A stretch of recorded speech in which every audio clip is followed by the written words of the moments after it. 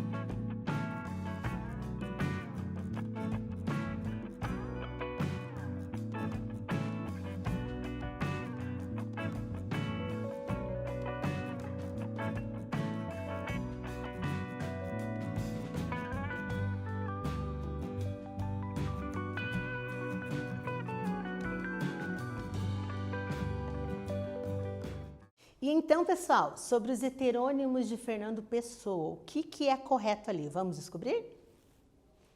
Letra A.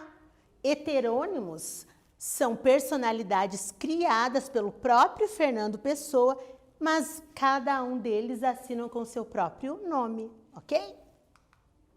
Vamos conhecer mais um heterônimo de Fernando Pessoa, então. Hoje, o Alberto Caeiro. Vamos lá? Alberto Caeiro da Silva nasceu em Lisboa no dia 16 de abril de 1889. Órfão de pai e de mãe. Só teve instrução primária e viveu quase toda a vida no campo, sob a proteção de uma tia. É um poeta voltado para a simplicidade e as coisas puras. É um poeta bucólico, dá importância às sensações, registrando assim a medição do pensamento. Alberto Caeiro é o lírico que restaura o mundo em ruínas. Para Caeiro, tudo é como é. Tudo é assim porque assim é. O poeta reduz tudo à objetividade, sem qualquer necessidade de pensar. Morreu tuberculoso em 1915. De que tratam ou de que nos falam os poemas de Alberto Caeiro? Eles falam da natureza ou da paisagem rural.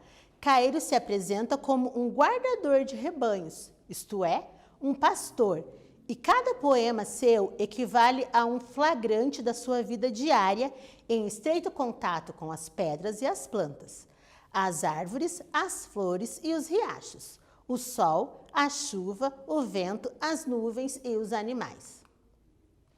Ao mesmo tempo que suas poesias vão descrevendo a paisagem que o rodeia, ele expõe também o seu modo de ser, simples, natural e espontâneo. O modo de ser de quem se limita a olhar para as coisas e só acredita nas sensações imediatas, não nos pensamentos, porque para ele, pensar é estar doente dos olhos. Temos aqui, então, um poema deste heterônimo. Vamos conhecê-lo?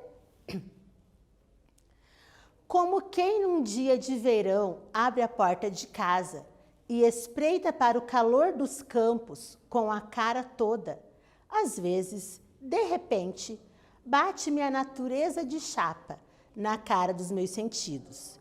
E eu fico confuso, perturbado, querendo perceber, não sei bem como nem o que. Mas quem me mandou a mim querer perceber? Quem me disse que havia que perceber? Quando o verão nos passa pela cara, a mão leve e quente da sua brisa, só tenho que sentir agrado porque é brisa, ou que sentir desagrado porque é quente. E de qualquer maneira que eu sinta, assim, porque assim o sinto, é que isso é senti-lo. Alberto Caeiro, o guardador de rebanhos. Atividade 2. Então, um trechinho do poema do Alberto Caeiro. Como quem num dia de verão abre a porta de casa e espreita para o calor dos campos com a cara toda, às vezes, de repente, bate-me a natureza de chapa na cara dos meus sentidos. De acordo com os 4 versos iniciais do poema, qual a percepção do eu lírico sobre a natureza? Pensa lá um pouquinho e logo, logo voltamos com a resposta correta.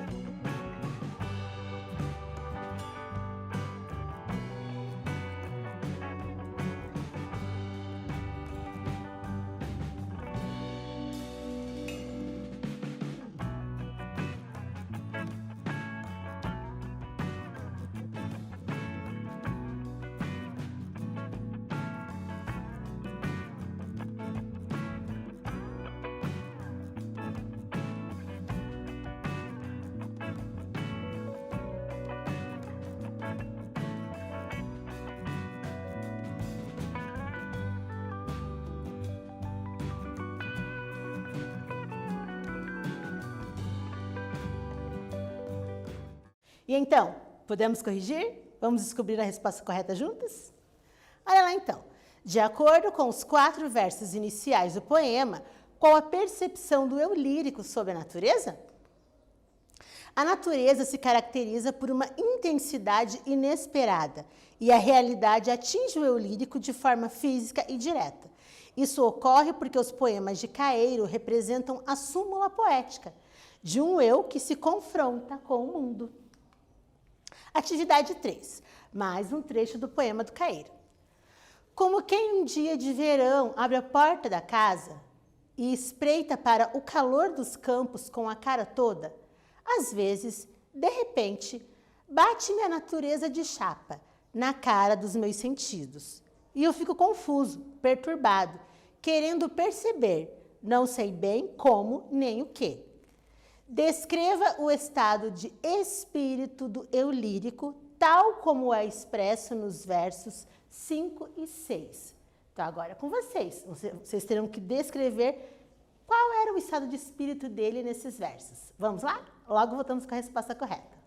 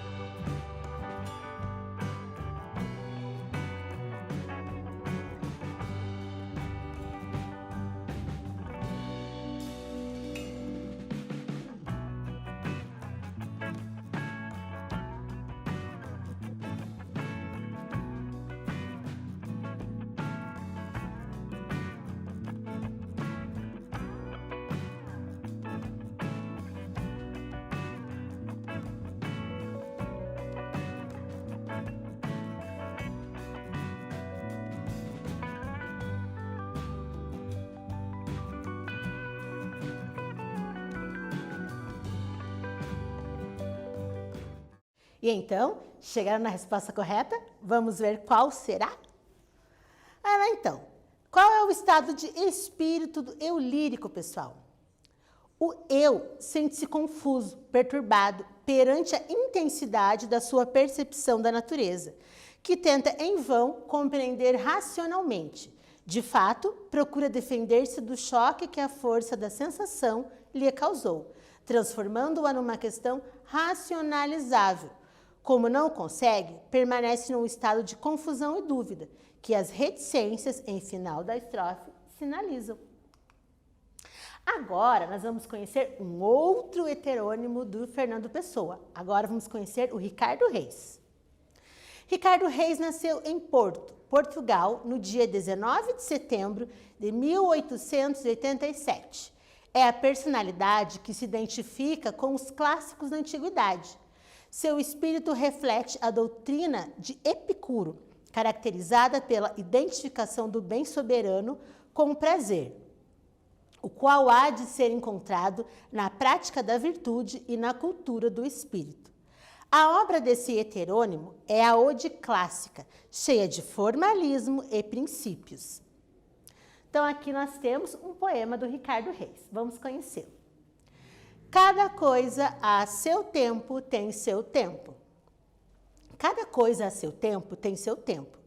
Não florescem no inverno os arvoredos, nem pela primavera tem branco frio os campos. A noite que entra não pertence, Lídia, o mesmo ardor que o dia nos pedia. Com mais sossego, amemos a nossa incerta vida. A lareira, cansados não da obra, mas porque é a hora dos cansaços. Não puxemos a voz acima de um segredo. E casuais, interrompidas sejam nossas palavras de reminiscência. Não para mais nos servem a negra ida do sol. Pouco a pouco o passado recordemos e as histórias contadas no passado, agora duas vezes histórias que nos falem. Das flores que na nossa infância ida, com outra consciência nós colhíamos, e sob uma outra espécie de olhar lançado ao mundo. E assim, Lídia, a lareira, comistando deuses lares ali na eternidade, como quem compõe roupas outrora compunhamos. Nesse desassossego que o descanso nos traz as vidas quando nós pensamos naquilo que já fomos e há só noite lá fora. Observe estes versos de Ricardo Reis, que tem um tom professoral, já que encerram aconselhamentos. Olha o trecho 1 então, pessoal. Cada coisa a seu tempo tem seu tempo. Não florescem no inverno os arvoredos, nem pela primavera tem branco frio os campos. Neste trecho que eu acabei de ler para vocês, falamos ali, ó, a partir das pistas textuais, o que podemos inferir do texto? Explique. E aí, esse trecho? Cada coisa a seu tempo tem seu tempo. Não florescem no inverno os arvoredos, nem pela primavera tem branco frio os campos. O que nós podemos falar, inferir sobre este pequeno fragmento, aliás, sobre este fragmento do poema do Ricardo Reis? Espero vocês com a resposta.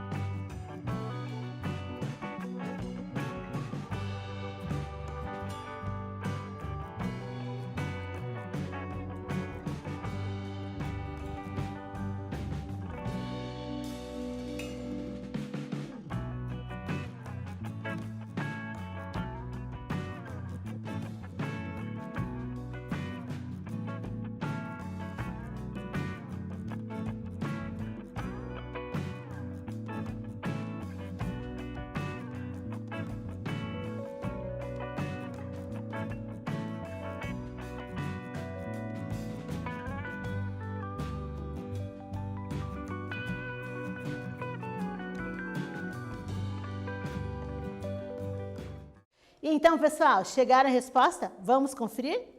Olha lá então, a partir das pistas textuais, o que podemos inferir no texto? Que é possível compreender que o poeta quer transmitir uma mensagem, dizendo que cada coisa tem seu tempo e o seu lugar. E agora o trecho 2.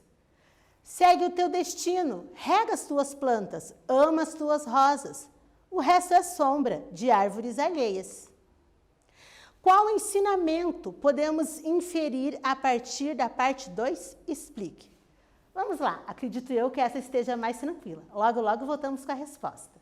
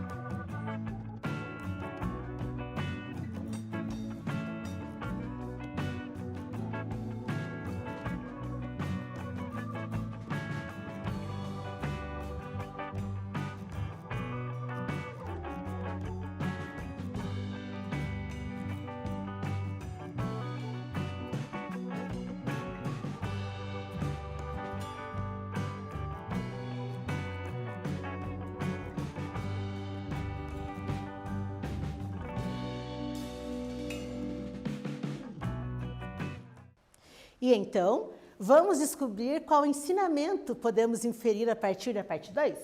Olha lá então, que precisamos cuidar da nossa vida e não só da vida dos outros. Olha que linda forma de mandar a pessoa cuidar da própria vida. Viu que linda essa poesia? Agora temos uma atividade adaptada do Enem do ano de 2004. Vamos lá então. Nós temos aqui então uma tirinha do Agar que diz assim: acha que o mundo é redondo. É mesmo? Ah, aquela interrogação, né? Vou levar você a um oculista. A tirinha estabelece uma relação dialógica interessante com o poema do Fernando Pessoa. Este poema que diz assim: eu sou do tamanho do que vejo. Da minha aldeia vejo quanto da terra se pode ver no universo. Por isso a minha aldeia é grande como outra qualquer. Porque eu sou do tamanho do que vejo e não do tamanho da minha altura. Alberto Caeiro. A tira de Agar e o poema de Alberto Caeiro, um dos heterônimos de Fernando Pessoa, expressam com linguagens diferentes uma mesma ideia. A de que compreensão que temos do mundo é condicionada essencialmente, letra A, pelo alcance de cada cultura, letra B, pela capacidade visual do observador, letra C, pelo senso de humor de cada um, letra D, pela idade do observador, ou letra E, pela altura do ponto de observação. Vamos lá, fazendo essa atividade com bastante calma, porque ela é um pouquinho extensa. Logo voltamos com a resposta.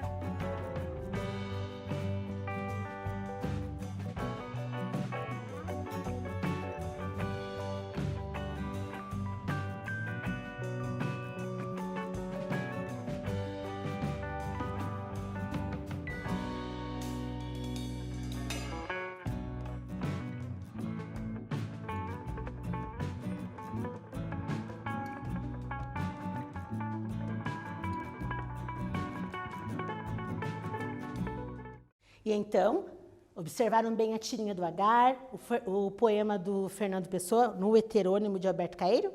Vamos descobrir a resposta correta? Então, olha lá. A resposta correta é a letra A, pelo alcance de cada cultura. Ou seja, a minha cultura me faz observar as coisas de um jeito. E é isso que aconteceu com a tirinha do Agar e o Alberto Caeiro, voltando ali só um pouquinho, que diz ali, que eu sou do tamanho do que vejo, da minha aldeia vejo quanto da terra se pode ver no universo. Não é da cultura de cada um? Correto? Vamos continuar essa aula, então? Chegamos a um quiz. Quais dos poetas são heterônimos de Fernando Pessoa? Letra A, Ricardo Reis, Álvares de Azevedo e Manuel Bandeira? Letra B, Álvaro de Campos, Alberto Caeiro e Ricardo Reis? Ou letra C, Carlos Drummond de Andrade, Luiz de Camões e Castro Alves? Então, dá uma pesquisadinha lá, tem 3 ali que são os heterônimos do Fernando Pessoa. Já já voltamos.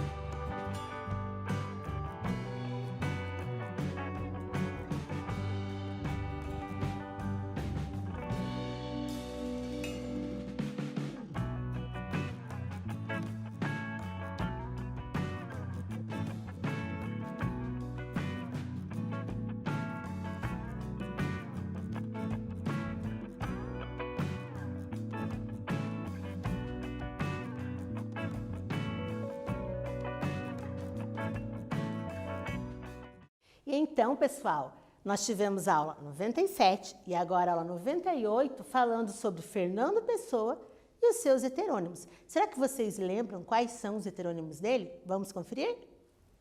Olha lá então, vamos começar sem dar resposta ainda. Nós temos a letra A, Ricardo Reis, Álvares de Azevedo e Manuel Bandeira.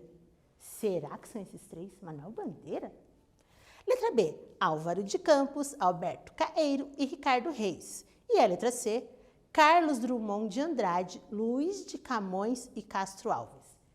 E aí, quais deles são os heterônimos de Fernando Pessoa? A letra B. Na aula número 97, nós falamos sobre o Álvaro de Campos. E hoje, na aula número 98, nós falamos sobre o Alberto Caeiro e também sobre o Ricardo Reis. Então, esses 3 são os heterônimos de Fernando Pessoa. Ok? Acertaram? Espero que sim. E o que nós aprendemos nessa aula de hoje, pessoal? A continuação da aula passada?